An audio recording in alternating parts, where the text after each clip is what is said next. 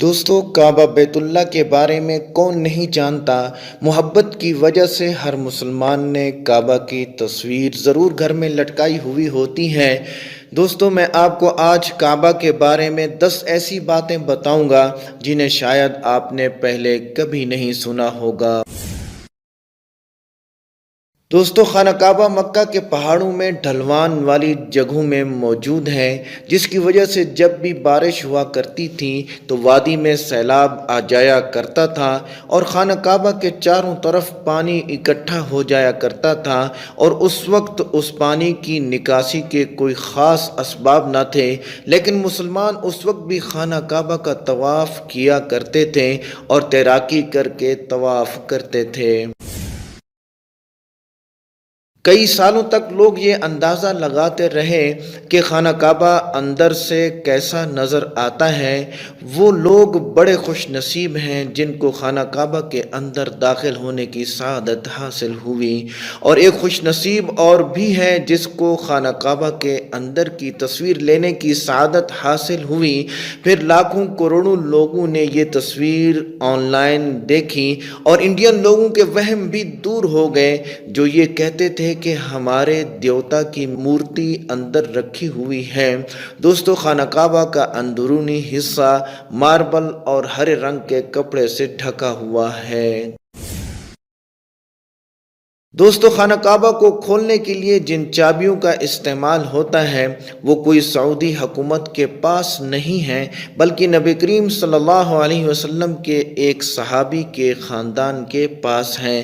فتح مکہ کے بعد پیارے نبی صلی اللہ علیہ وسلم نے خانہ کعبہ کی چابیاں سونپ دی تھیں۔ پیارے نبی صلی اللہ علیہ وسلم نے یہ چابیاں اپنے پاس رکھنے کی بجائے بنی شیبہ خاندان کے عثمان بن طلحہ کو دے دی تھیں۔ اس وقت سے لے کر آج تک خانہ کعبہ کی چابیاں حضرت عثمان بن طلحہ رضی اللہ تعالی عنہ کے خاندان کے پاس ہی ہیں۔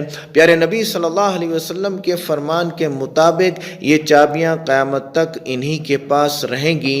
حضور صلی اللہ علیہ وسلم نے فرمایا تھا کہ اے بنی طلحہ، یہ چابیاں روز قیامت تک تیری تحویل میں رہیں گی، سوائے اس کے کہ وہ زور زبردستی غیر اخلاقی طریقے سے چھین لے جائیں، لیکن وہ شخص ظالم ہوگا۔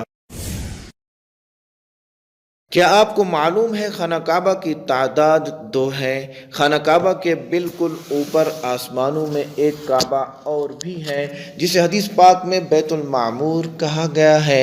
نبی کریم صلی اللہ علیہ وسلم نے معراج کا واقعہ سناتے ہوئے فرمایا کہ جب مجھے بیت المعمور دکھایا گیا تو میں نے اس کے بارے میں حضرت جبریل علیہ السلام سے پوچھا تو انہوں نے فرمایا یہ بیت المعمور ہے جہاں روزانہ 70,000 فرشتے اللہ کی عبادت یعنی طواف کرتے ہیں، اور جب وہ یہاں سے چلے جاتے ہیں کبھی واپس بھی نہیں آتے، مطلب ہر دن ایک نیا دستہ یہاں آتا ہے۔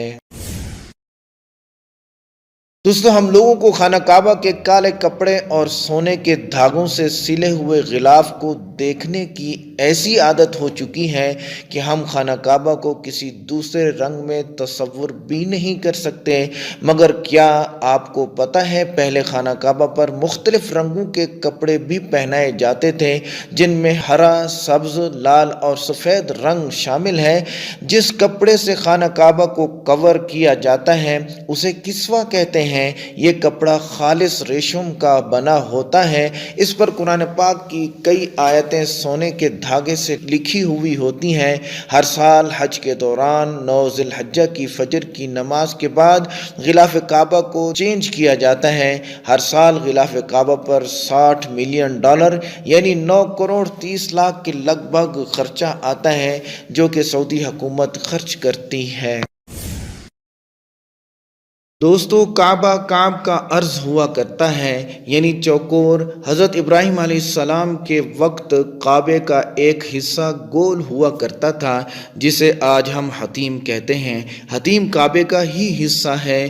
آج آپ دیکھتے ہوں گے کہ طواف کرنے والے لوگ حتیم سے باہر سے ہی طواف کرتے ہیں۔ دراصل ظہور نبوت سے پہلے جب قریش نے کعبہ کی تعمیر کی تھی تب وہ حلال مال اکٹھا کرنے میں ناکام ہو گئے تھے اور وسائل کی کمی کی وجہ سے انہوں نے کعبے کے اس حصے کو چھوڑ دیا تھا۔ دوستو، آپ نے کبھی غور کیا ہے کہ حجر اسود ہمیشہ چاندی کے کوچ میں ہی کیوں گھرا رہتا ہے؟ کچھ لوگوں کا کہنا ہے کہ دشمن کی فوج کی طرف سے پتھر کے لگنے کی وجہ سے ٹوٹ گیا تھا جب وہ دشمن مکہ پر قابض تھے۔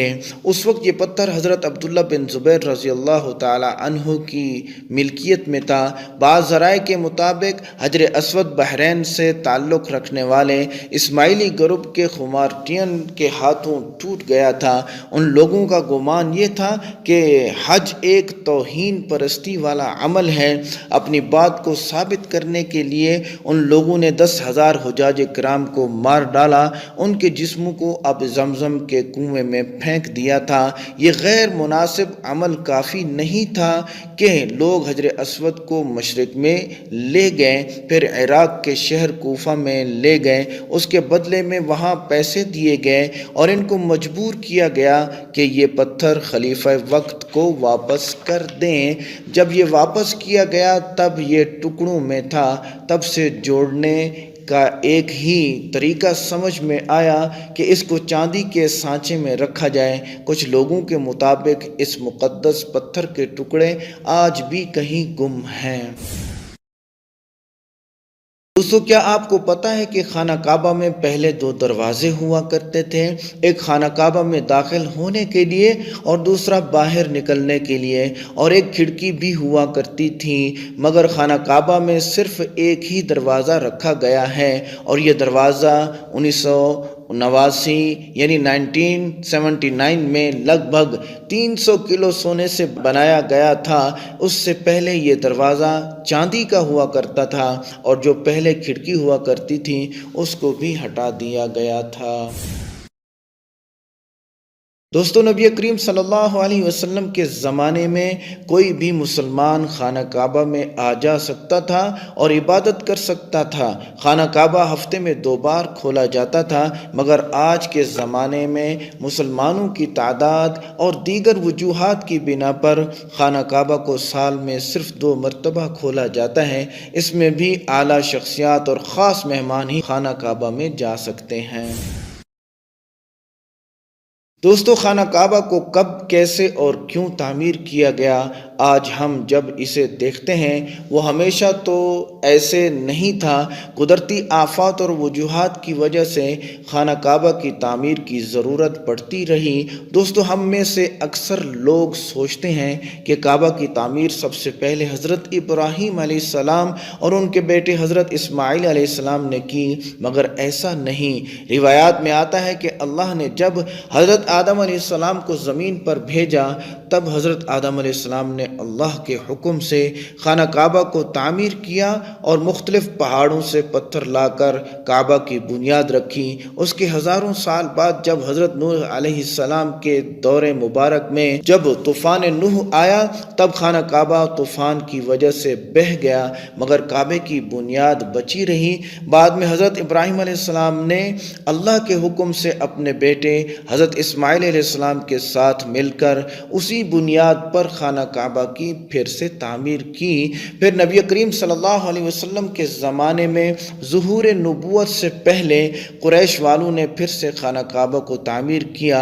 قریش کے لوگ اکثر حرام طریقے سے پیسے کمایا کرتے تھے، مگر انہوں نے قسم کھائی تھی کہ کعبہ کی تعمیر صرف حلال پیسے سے کریں گے، مگر وہ پوری طرح سے کامیاب نہ ہو سکے اور وسائل کی کمی کی وجہ سے کعبے کا کام ادھورا ہی رہ گیا۔ اس کے بعد جو تعمیر ہوئی وہ سیدنا عبداللہ ابن زبیر رضی اللہ تعالی عنہ کے دور میں ہوئی۔ پھر آخری بار عبد الملک بن مروان کے کہنے پر حجاج بن یوسف نے قریش کے بنائے ہوئے کعبہ کو گرا دیا اور اسی بنیاد پر پھر سے خانہ کعبہ کو تعمیر کیا اور